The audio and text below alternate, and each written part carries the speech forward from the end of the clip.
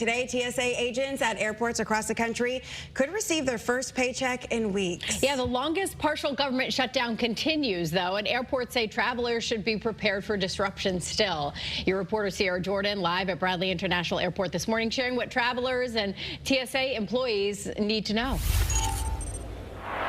Good morning. Right now, Bradley officials say things have been running pretty smoothly here at the airport without any major delays, but that could be a different story depending on where you're heading. Major airports are still warning travelers to arrive early as staffing shortages continue.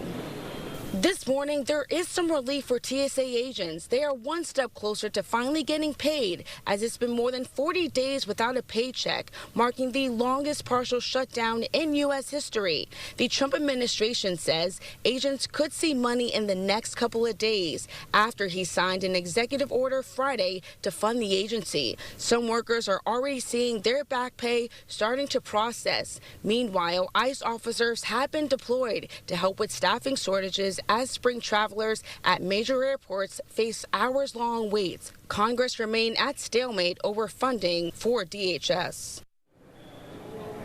Bradley has been collecting gift card donations to help TSA workers who have been struggling during the partial government shutdown, but that program ends today and they will be no longer accepting donations. Your reporter live in Windsor Locks, Sierra Jordan, Channel 3 Eyewitness News. Back to you guys.